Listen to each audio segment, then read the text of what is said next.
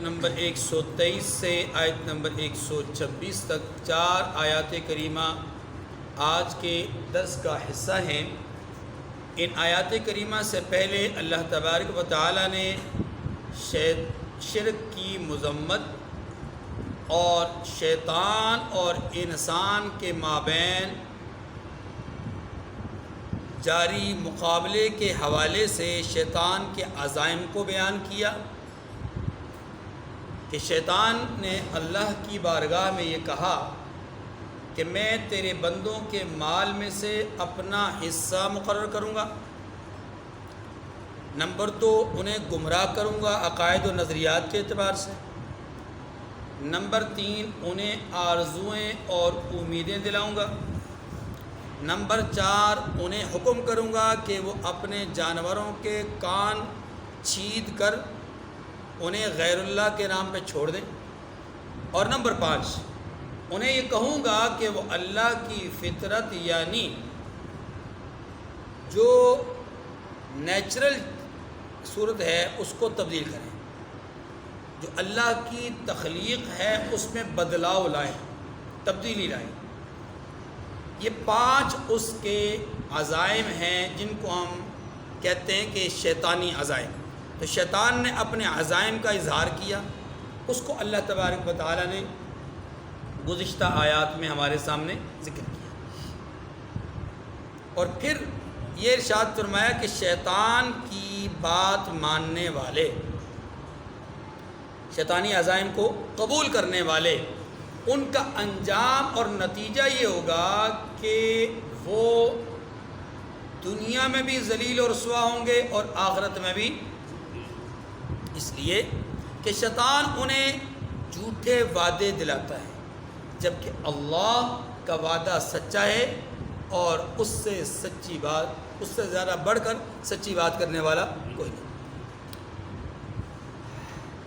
اب یہ جو آیات کریمہ ہمارے سامنے ہیں، ان آیات کریمہ میں اسی بات کو تھوڑا سا اور آگے بڑھایا گیا ایک نئے انداز سے، ایک اور انداز سے، اور وہ انداز یہ اختیار کیا گیا کہ رسول کائنات صلی اللہ علیہ وآلہ وسلم کے زمانے میں 2 طبقات ایسے تھے کہ جن کو لوگ صاحبان علم کہا کرتے تھے، ایک یہودی اور دوسرے عیسائی، اور ان دونوں کے مجموعہ کو اہل کتاب کہا جاتا تھا۔ ایک تو یہ 2 طبقات ہو گئے، اور تیسرا طبقہ وہ اہل ایمان کا تھا۔ اب یہ گویا کہ 3 طبقات ہو گئے ایسے کہ جو آسمانی ہدایات کی پیروی کرنے کے دعوے دار تھے۔ ان تینوں کو مد نظر رکھ کر رب الجلال نے ایک اصول بتایا ہے، اور وہ اصول کیا ہے؟ اصول کو سمجھنے سے پہلے آپ یہ بات ذہن نشین فرما لیں کہ بنیادی طور پر اہل کتاب کی روش اور ان کی طرز معاشرت کو مد نظر رکھا گیا، اور اس کے ضمن میں اہل ایمان کو بھی بیان کیا گیا۔ اصل میں روش تو تھی اہل کتاب کی، لیکن چونکہ خلاق عالم علیم بذات الصدور ہیں اور تمام حالات، واقعات اور حقائق اور آنے والے لمحات سے واقف ہیں، اس لیے اللہ تعالیٰ نے آنے والے حالات میں اہل ایمان کے جو حالات ہونے تھے انہیں بھی مد نظر رکھا، ایک اصول بیان کر دیا۔ اصول کیا ہے؟ فرمایا کہ اگر کوئی آدمی صرف نسبت پر انحصار کر کے آرزو مند رہے، امید اپنے دل میں پیدا کر لے کہ میری یہ نسبت ہے، لہذا اس نسبت کی وجہ سے میری کامیابی یقینی ہے، اس نسبت کا خیال رکھنا صرف اور کرنا کچھ نہیں، نسبت کا خیال رکھنا اور عمل کوئی نہیں، نسبت کی وجہ سے آرزو اور امید رکھنا لیکن جد و جہد کوئی نہیں۔ تو فرمایا پھر کامیابی بھی کوئی نہیں، خیال ہی خیال ہے، پھر تصور ہی تصور ہے، جیسے تصور ہے ویسے ہی تصور کی کامیابی ہے۔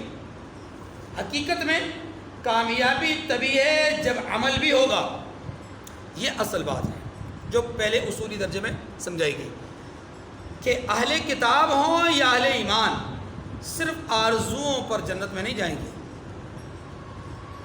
اہل کتاب ہوں یا اہل ایمان صرف آرزو کی بنیاد پر کامیاب نہیں ہوں گے۔ کامیابی کا انحصار عمل پر، جستجو پر، جد و جہد پر ہے۔ یہ پہلی بات سمجھیں۔ اب اگلی بات بھی سمجھ لیجیے۔ اگلی بات، اس سے اگلا ایک اصول اسی کے ساتھ ملتا ہوا سمجھایا کہ صرف جد و جہد بھی کافی نہیں، صرف کام ہی نہیں، صرف عمل ہی نہیں، بلکہ عمل کے پیچھے چھپا ایمان بھی ہونا ضروری ہے۔ عمل ہو ایمان نہ ہو تو تب بھی کامیابی نہیں۔ ٹھیک ہے، یہ دو بات۔ صرف آرزو سے جنت نہیں ملے گی، عمل ضروری ہے، اور عمل بھی تب کارگر ہوگا جب ایمان ہوگا۔ ایمان، یہ بنیادی طور پہ بات سمجھائی گئی ہے۔ اور اس کے بعد پھر فرمایا گیا کہ جو شخص دل میں اخلاص رکھے گا، دل میں اخلاص رکھے گا، ظاہر پر سنت کو نافذ کرے گا، دل میں اخلاص ہو، ظاہر میں سنت پر عمل ہو، اور اس اخلاص اور عمل پر استقامت ہو، تو وہ ہمارا لاڈلا ہے، وہ ہمارا محبوب ہے، وہ ہمارا چہیتا ہے، وہ ہمارا اپنا ہے۔ بس یہ بات یہاں سمجھیں۔ ٹھیک ہے جی۔ اب آیات کریمہ دیکھیے، آیات کے ضمن میں الفاظ کی جو تشریحات ہیں وہ آپ کے سامنے عرض کروں گا۔ لیس بامانیکم ولا امانی اہل الکتاب، یہ وہ پہلا اصول ہے۔ فرمایا کہ نجات نہ تو تمہاری آرزوؤں پر ہے اور نہ اہل کتاب کی آرزوؤں پر۔ کس کو کہا گیا؟ پہلے اہل ایمان کو، پھر اہل کتاب کو۔ اے اہل ایمان، نہ تو تمہاری آرزوؤں پر نجات ہے، یعنی نجات تمہاری آرزوؤں اور امیدوں کی بنیاد پر نہیں، اور نہ ہی اہل کتاب کی آرزوؤں اور امیدوں کی بنیاد پر نجات ہے۔ نجات کس کی بنیاد پر ہے؟ عمل۔ اچھا، اب آگے، من یعمل سوءا یجز بہ ولا یجد له من دون اللہ ولیا ولا نصیرا۔ برائی کا پہلے ذکر کیا، فرمایا کہ جو شخص برے عمل کرے گا اسے اسی طرح کا بدلہ دیا جائے گا۔ صرف آرزو نہیں، اگر آرزو ہو جنت کی اور عمل کرے جہنم کا تو بدلے میں جہنم ملے گی، آرزو پر فیصلہ نہیں ہوگا۔ اچھا، ولا یجد له من دون اللہ ولیا ولا نصیرا، اور وہ اللہ کے سوا نہ کسی کو حمایتی پائے گا اور نہ ہی مددگار پائے گا۔ یہ بات سمجھ گئی؟ اب یہ جو آخری جملہ ہے، اللہ کے سوا کسی کو حمایتی نہیں پائے گا، مددگار نہیں پائے گا، اس جملے کا پہلے والے اصول کے ساتھ تعلق کیا ہے؟ پہلے ایک بات کہی نا کہ نہ تمہاری نجات نہ ہی اہل کتاب کی نجات آرزوؤں پر ہوگی، آرزوؤں پر نجات نہیں، بلکہ برا عمل ہوگا تو بدلہ دیا جائے گا۔ اصل میں یہ سمجھیے کہ اہل کتاب کے دو طبقات، ایک طبقہ یہود کا، دوسرا طبقہ عیسائیوں کا، اور یہ آپ پہلے پڑھ چکے، میں صرف اشارہ کر رہا ہوں۔ یہود کہا کرتے تھے کہ ہم نے جہنم میں جانا نہیں، کیوں؟ نحن ابناء اللہ و احباؤہ، ہم اللہ کے بیٹے اور اس کے محبوب ہیں، ہم نے جہنم میں نہیں جانا۔ اور اگر بالفرض ہم جہنم میں چلے بھی گئے، پہلے تو وہ یہ کہا کرتے تھے کہ ہم نے جہنم میں نہیں جانا، کیوں؟ اس لیے کہ ہمارے جد امجد حضرت ابراہیم جہنم کے کنارے پر کھڑے ہوں گے، اور جس آدمی نے ختنہ کیا ہوگا، جس اسرائیلی نے ختنہ کیا ہوگا، جو ابراہیم علیہ السلام کو ماننے والا ہوگا اور جو یہودی ہوگا، ابراہیم اسے اندر نہیں داخل ہونے دیں گے، اسے واپس کر دیں گے۔ یہ ایک جبری سفارش، اللہ پر ایک ایسی چیز کا لزوم جو کہ اس پر لازم نہیں ہے، کہ اللہ پر یہ لازم ہے کہ ابراہیم علیہ السلام کی بات مانے، اور ابراہیم پر لازم ہے علیہ السلام کہ وہ یہودیوں کی سفارش کریں، کوئی لازم نہیں ہے۔ لیکن یہودیوں کا عقیدہ ہے کہ وہ ایسا کریں گے کہ جہنم کے دروازے پر یا کنارے پر کھڑے ہوں گے اور کسی یہودی کو اندر داخل نہیں ہونے دیں گے، اور اگر کسی وجہ سے کسی یہودی کو جہنم میں جانا بھی پڑ گیا تو صرف 40 یوم تک یہودی جہنم میں رہے گا، پھر اسے جنت میں داخل کر دیا جائے گا، اتنے ہی دن جتنے بچڑے کی پوجا ہوئی۔ اب یہ خود ساختہ ایک عقیدہ ہے، خود ساختہ ایک نظریہ ہے، اسے کہتے ہیں آپ بری آرزو رکھنا، اسے کہتے ہیں بری امید رکھنا، یعنی ایسی امید کہ جس کا تعلق اصول اور قانون کے ساتھ نہیں ہے، ضابطے کے ساتھ نہیں ہے، بلکہ اپنی طرف سے ایک آرزو لگائے، ایک آس لگائے بیٹے کہ ہم تو اللہ کے محبوب ہیں، اللہ کے بندے ہیں، لہذا ہمیں یہ کہا جا رہا ہے وَلَا يَجِدْ لَهُ مِن دُونِ اللَّهِ وَلِيًّا، کوئی حمایتی اللہ کے سوا نہیں پائے گا، یعنی ابراہیم علیہ السلام کوئی حمایت ان کی نہیں کریں گے، وَلَا نَصِيرًا، اور مددگار بھی کوئی نہیں ہوگا، ابراہیم علیہ السلام کی مدد بھی یہ ان کا رد ہو گیا۔ نمبر 2، عیسائی کیا کہا کرتے تھے کہ دیکھیے ہمارے بزرگ اور ہمارے بڑے اور ہمارے مقتدی اور پیشوا ہمارے نبی حضرت عیسیٰ علیہ السلام نے اپنی پوری امت کی طرف سے بطور کفارہ پھانسی پر لٹکنے کا جو عمل ہے وہ کر کے اللہ کے دربار میں ہمارا کفارہ دے دیا، اپنی پوری امت کی طرف سے یہ کفارہ ان کی طرف سے ادا ہو گیا، لہٰذا اب پوری کی پوری عیسائیت اللہ کے پیغمبر کی اس جدوجہد یا اس عمل یا اس قربانی کے نتیجے میں بخشی گئی ہے۔ عیسائی جہنم میں نہیں جائیں گے، عیسائی جہنم میں اللہ تبارک و تعالیٰ نے یہاں پر اسی کی رد فرمایا ہے کہ وَلَا يَجِدْ لَهُ مِن دُونِ اللَّهِ وَلِيًّا وَلَا نَصِيرًا۔ کس عیسیٰ علیہ السلام کو حمایتی ہونے کی بات کرتے ہو، کس عیسیٰ علیہ السلام کے مددگار ہونے کی بات کرتے ہو؟ وہ عیسیٰ کہ جو کہیں گے مَا قُلْتُ لَهُمْ إِلَّا مَا أَمَرْتَنِي بِهِ أَنِ اعْبُدُوا اللَّهَ رَبِّي وَرَبَّكُمْ أَنْتَ قُلْتَ لِلنَّاسِ اتَّخِذُونِي وَأُمِّي إِلَٰهَيْنِ مِن دُونِ اللَّهِ، کیا آپ نے یہ لوگوں کو کہا تھا، اپنی امت کو کہا تھا کہ مجھے اور میری ماں کو اللہ کے ساتھ شریک ٹھہراؤ؟ تو جواب کیا دیں گے؟ مَا قُلْتُ لَهُمْ إِلَّا مَا أَمَرْتَنِي بِهِ أَنِ اعْبُدُوا اللَّهَ، میں نے تو انہیں وہی بات کہی ہے اللہ جس کا آپ کا مجھے حکم ہوا۔ جب تک میں ان کے درمیان میں تھا یہ راہ راست پہ تھے، جب میں ان کے درمیان سے اٹھا لیا گیا كُنْتَ أَنْتَ الرَّقِيبُ عَلَيْهِمْ وَأَنْتَ عَلَىٰ كُلِّ شَيْءٍ شَهِيدٌ، آپ ہی نگہبان، آپ ہی نظر رکھنے والے، آپ ہی سب کچھ کرنے والے، ہاں جی آپ کے سامنے ہے سارا کچھ، میرا تو کوئی قصور نہیں، میں نے تو جو کہنا تھا سو کہہ دیا، میں نے تو جو بات پہنچانی تھی سو پہنچا دی، آپ کا پیغام پہنچانے میں کوئی کمی، کسی قسم کا کوئی نقص اور عیب میرے طرز عمل میں موجود نہیں، میں بے باک ہوں۔ لہذا اب اگر ان کی طرف سے کچھ کمی ہوئی ہے، کوتاہی ہوئی ہے، اگر قابل معافی ہے، انک انت العزیز الحکیم، انت الغفور الرحیم، پھر آپ غفور رحیم میں معاف فرما دیں، اور اگر قابل معافی نہیں، ان تعذبهم فانهم عبادک وان تغفر لهم فانک انت العزیز الحکیم، اگر تو سزا دینا چاہے تو تیرے بندے، اور اگر معاف کرنا چاہے تو تو عزیز ہے، حکیم ہے، تجھے کوئی روکنے والا نہیں۔ تو عیسیٰ علیہ السلام تو حمایت نہیں کریں گے، نہ ہی وہ مددگار بنیں گے، بلکہ وہ تو اللہ کے دربار میں صاف صاف بات کر دیں گے کہ میں نے انہیں کوئی شرک کی دعوت نہیں دی، نہ اپنے لیے نہ اپنی ماں والدہ محترمہ کے لیے۔ ٹھیک ہے جی، اب رہا مسئلہ تیسرا گروہ اہل ایمان کا، تو پہلی بات تو یہ کہی نا لیس بامانیکم، اے اہل ایمان تمہاری آرزویں بھی نجات نہیں دیتی۔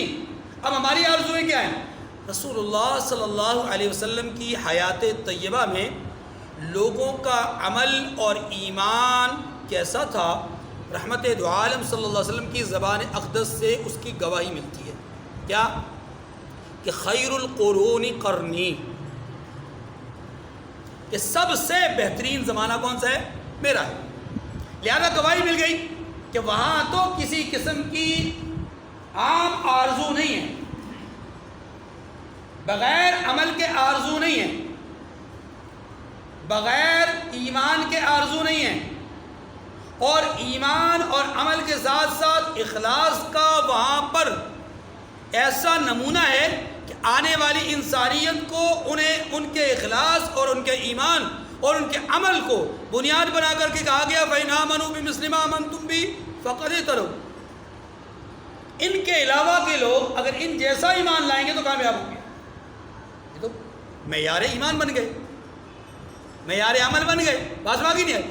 ان کا تو مسئلہ نہیں، لیکن چونکہ اہل کتاب نے جو کچھ کیا وہ بھی اپنے نبی کے زمانے میں کافی حد تک بہتر تھے، لیکن نبی کا دور یا نبی کا جب دنیا سے پردہ ہو گیا تو ان کے اندر گمراہیاں پیدا ہوتی گئیں.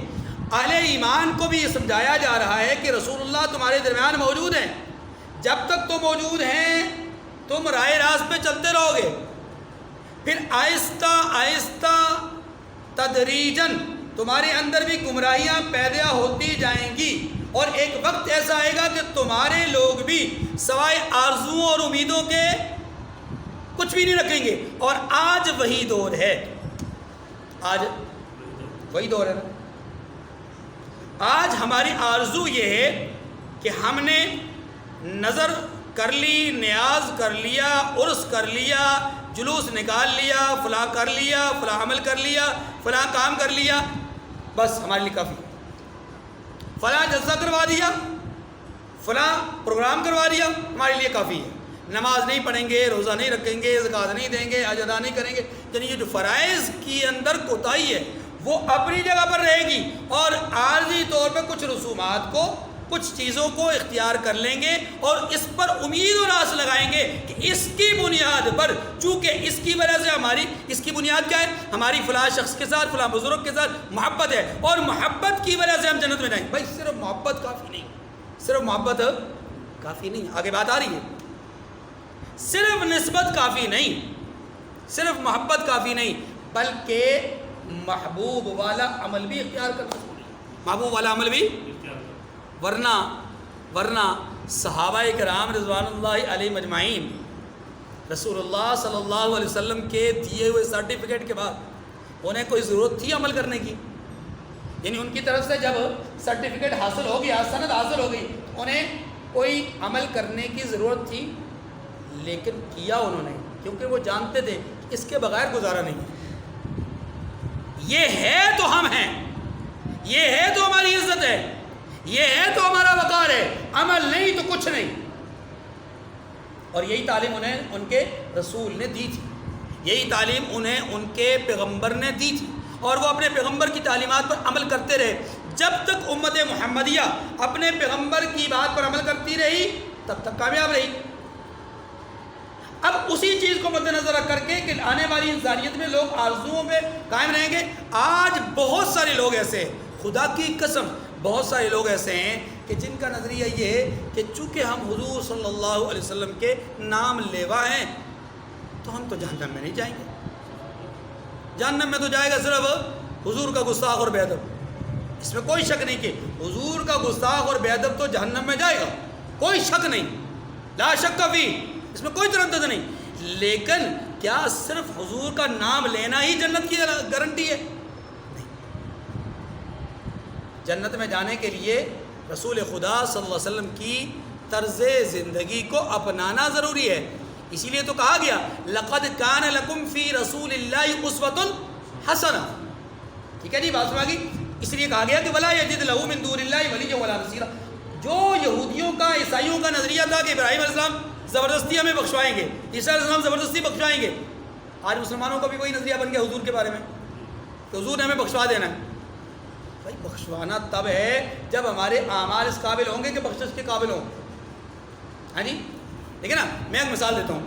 ایک آدمی کسی جگہ پر ٹیسٹ دینے کے لیے گیا ہے، بھرتی ہونے کے لیے گیا ہے. اب وہاں پر سفارش چلتی ہے، بس اناؤنس ہے کہ بھائی یہ لوگ اگر سفارش کریں گے کسی کی تو ان کی سفارش کو قبول کیا جائے گا. لیکن اعلان کرنے والا بھی جانتا ہے اور جس نے سفارش کرنی ہے وہ بھی جانتا ہے کہ سفارش کرنی کس کی ہے. بس میں فوج میں بھرتی کرنا ہے، مثال کے طور پر صوبیدار صاحب فوج میں بھرتی کرنا ہے. ایک آدمی ٹانگوں سے معذور ہے، ٹانگیں اس کی ہیں ہی نہیں، اور اللہ کی شان یہ ہے کہ اس کے ہاتھ بھی یوں کر کے مڑے ہوئے ہیں.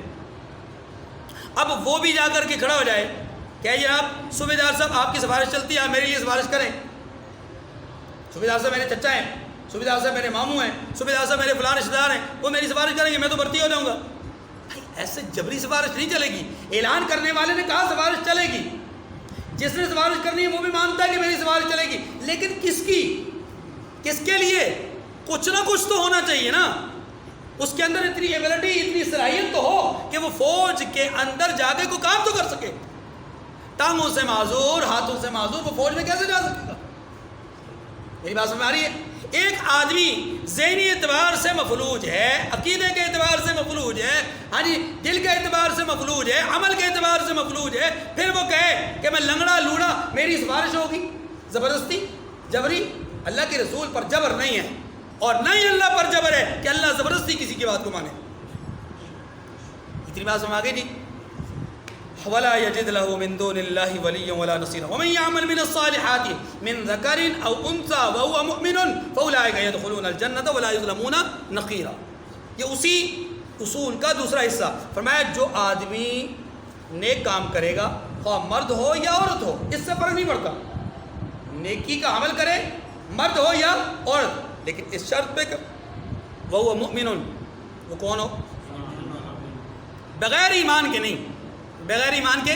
یہاں یہ گویا کہ یہ بتلا دیا گیا کہ ایمان بہت بڑی نعمت ہے، ایمان کے بغیر عمل بھی قابل قبول ہے۔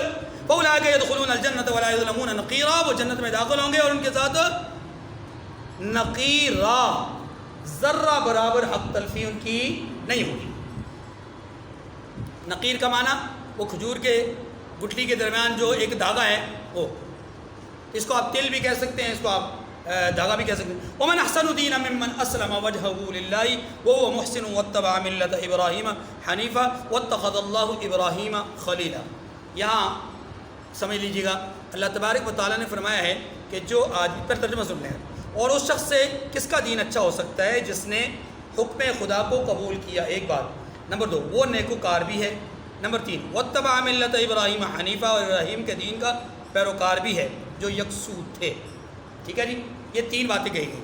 یہ 3 باتوں کا مطلب کیا ہے؟ دیکھیے، فرمایا اچھا آدمی کون سا ہے، کس کا دین اچھا ہے، کس کا، یعنی کس کا عمل، جدوجہد، دین، مذہب، طریقہ اچھا ہے۔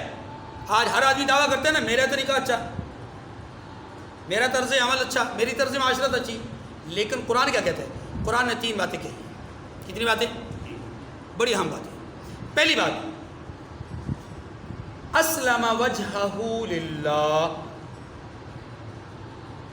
اسلم وجہہ، جس نے اپنے چہرے کو رب کے لیے فرمانبردار بنا دیا۔ معنی اس کا یہ ہے کہ جس نے اپنے آپ کو اللہ کے حکم کے تابع بنا دیا۔ گویا حکم کس کا معنی؟ کس کا معنی؟ لا الہ الا اللہ۔ حکم کس کا معنی؟ اللہ کا۔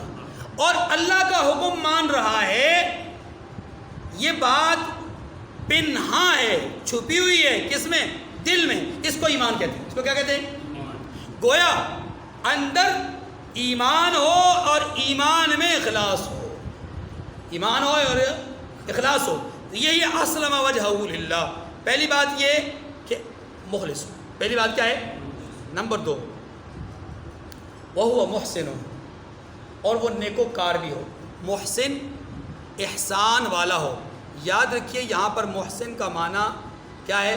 محسن کا معنی ہے نیک کام کرنے والا، اور اس کو مفسرین نے لکھا ہے کہ وہ شخص جو سنت رسول پر عمل کرنے والا ہو وہ محسن ہے۔ وہ کون ہے؟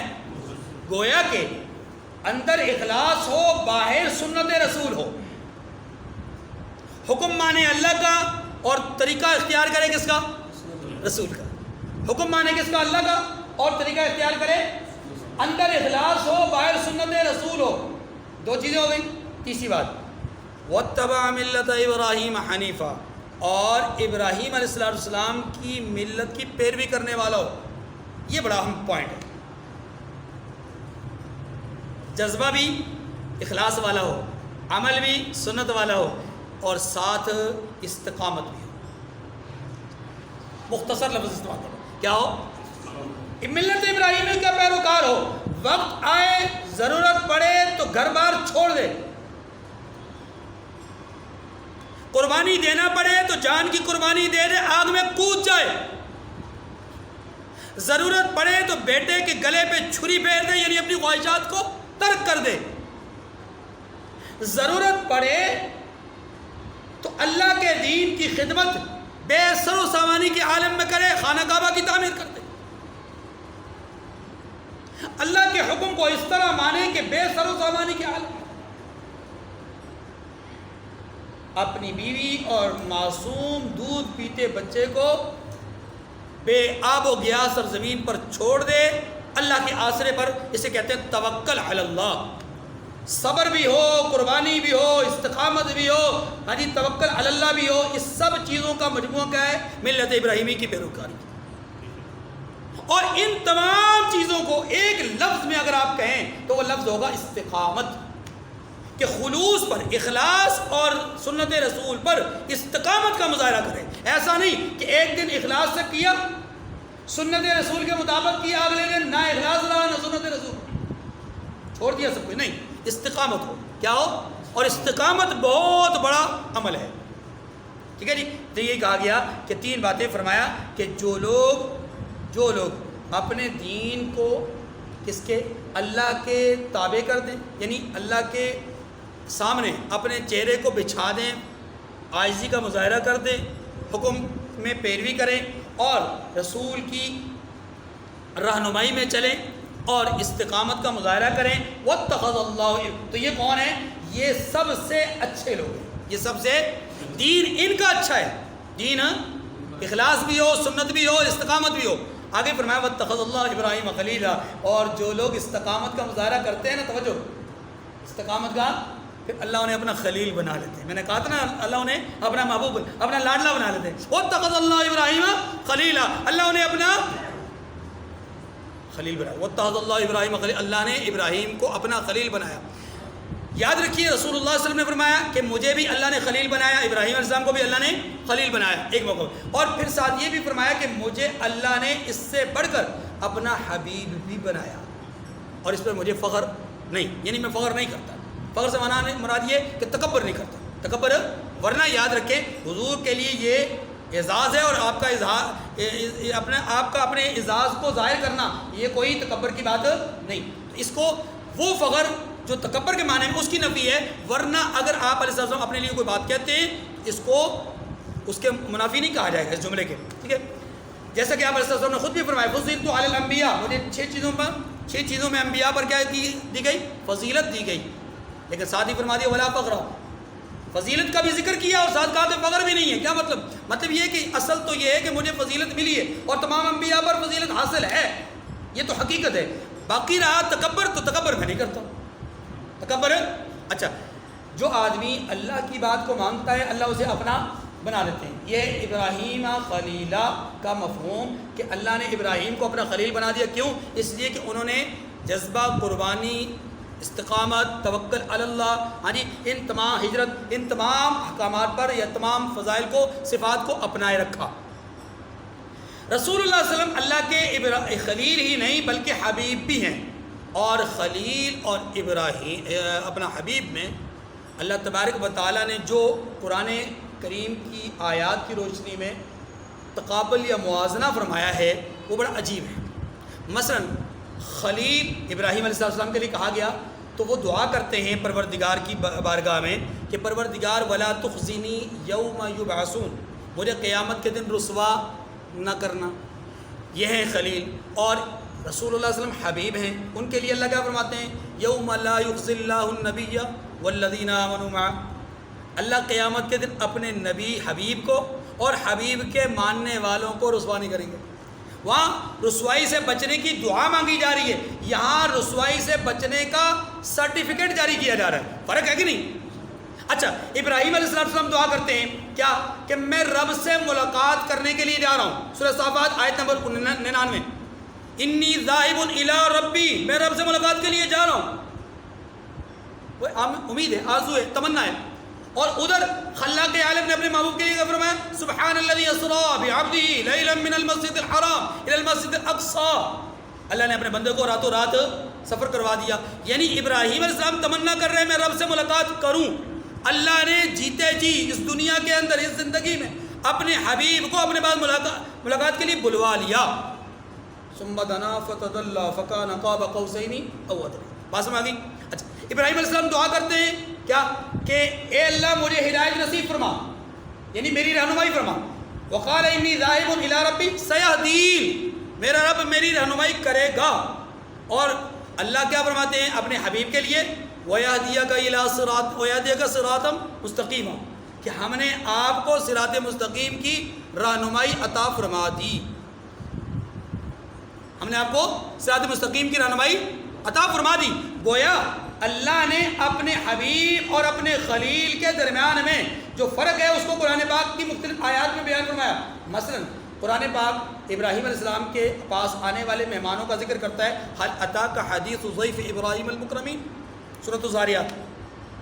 اور دوسری طرف اپنے حبیب کے پاس آنے والے فرشتوں کا ذکر کس انداز میں کرتا ہے کہ میں نے اپنے حبیب اور ان کی جماعت کی مدد و نصرت کے لیے 500 اور دوسری آیت میں 1000 اور تیسری آیت میں ب3,000 3,000 فرشتوں کے ذریعے سے مدد کی. کر آئے ابراہیم علیہ السلام کے پاس فرشتے مہمان، خلیل کے پاس فرشتے مہمان بن کر آئے، اور حضور کائنات حبیب خدا صلی اللہ علیہ وسلم کے پاس فرشتے ان کی جماعت اور ان کی لشکر کے ساتھی بن کر آئے، لشکری بن کر آئے. رسول کائنات صلی اللہ علیہ وسلم سے پہلے ابراہیم علیہ السلام اپنے لیے دعا کیا کرتے ہیں کہ پروردگار میرے ذکر جمیل کو باقی رکھنا. ایک تمنا ہے، ایک آرزو ہے. اور اپنے حبیب کے لیے اللہ تبارک و تعالیٰ کا فرماتے ہیں وَرَفَعْنَا لَكَ ذِكْرَكَ، ہم نے آپ کے ذکر جمیل کو بہت بلند کر دیا. ادھر ابراہیم خلیل اللہ ہیں، جب اپنے بھتیجے حضرت لوط علیہ السلام کی قوم پر عذاب آتا ہوا دیکھتے ہیں تو خواہش کا اظہار کرتے ہیں کہ پروردگار عذاب نہ بھیجیے گا، دعائیں کرتے ہیں. ہاں جی. اور ادھر اللہ اپنے حبیب کے ذریعے سے کیا فرماتے ہیں وَمَا كَانَ اللَّهُ لِيُعَذِّبَهُمْ وَأَنْتَ فِيهِمْ، محبوب جب تک آپ اس قوم میں موجود ہیں اللہ عذاب نہیں بھیجیں گے. آپ موجود ہیں، آپ کی موجودگی میں یہ ہے فرق. بس باقی خلیل اور حبیب میں فرق. خلیل مانگتا ہے اور حبیب وہ ہے جسے بن مانگے لیا جاتا ہے. خلیل تڑپتا ہے اور حبیب وہ ہے کہ جس کی تڑپ کو اللہ اتنا قبول کرتے ہیں کہ وَلَسَوْفَ يُعْطِيكَ فَتَرْضَىٰ، محبوب آپ کو اتنا ملے گا، اتنا ملے گا، آپ راضی ہو جائیں گے. ٹھیک ہے جی. فرمایا وَاتَّخَذَ اللَّهُ إِبْرَاهِيمَ خَلِيلًا وَلِلَّهِ مَا فِي السَّمَاوَاتِ وَمَا فِي الْأَرْضِ. یہ آخری آیت ہے. فرمایا کہ اور آسمانوں اور زمین میں جو کچھ ہے سب اللہ ہی کا. اسے کہتے ہیں متصرف فی الامور، یعنی اللہ صرف بنانے والا نہیں ہے، اللہ صرف پیدا کرنے والا نہیں، بلکہ اللہ تمام چیزوں کو پیدا کر کے ان تمام چیزوں کے اندر تصرف کرنے والے بھی خود ہیں. یہی فرق ہے مومن اور مشرک کا. مومن یہ کہتا ہے کہ پیدا کرنے والا بھی وہی ہے، متصرف بھی وہی ہے. مشرک یہ کہتا ہے پیدا کرنے والا وہ ہے لیکن متصرف لات ہے، بت ہے، فلاں عد، فلاں حبل، فلاں عزا، فلاں یہ، فلاں دیوی، یہ اس میں متصرف ہے. ٹھیک ہے. یہ مشرک اور مومن کا فرق. وَكَانَ اللَّهُ بِكُلِّ شَيْءٍ مُحِيطًا، اور اللہ ہر چیز پر احاطہ کیے ہوئے ہیں. یعنی علم تامہ اللہ کا ہے، علم محیط کس کا ہے؟